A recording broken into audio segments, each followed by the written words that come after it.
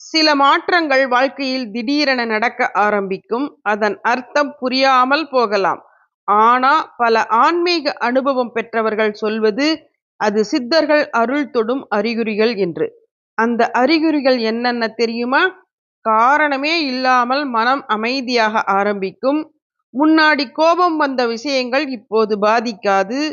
தனிமையில் இருக்க விருப்பம் அதிகமாகும். ஆனா அது சோகம் இல்லை, ஒரு இனிய அமைதி.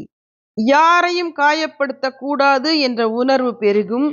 வாழ்க்கை மீது பயம் குறைந்து எல்லாம் நன்றாகவே நடக்கும் என்ற நம்பிக்கை உருவாகும். சில நேரம் பிரச்சனைகள் இருந்தாலும் உள்ளுக்குள் ஒரு தெரியாத பாதுகாப்பு உணர்வு இருக்கும். அதுதான் சித்தர்கள் அருள் நம்மை மெதுவாக வழிநடத்தும் நேரம். சித்தர்களை தேடி போக வேண்டியதில்லை. மனம் சுத்தமாகும் போது அவர்களின் பாதை நம்மை தேடி வரும். இந்த வார்த்தைகள் உங்கள் மனதை தொட்டிருந்தால் லைக் பண்ணுங்க, ஷேர் பண்ணுங்க, கமெண்டில் உங்கள் அனுபவத்தை சொல்லுங்கள். நன்றி.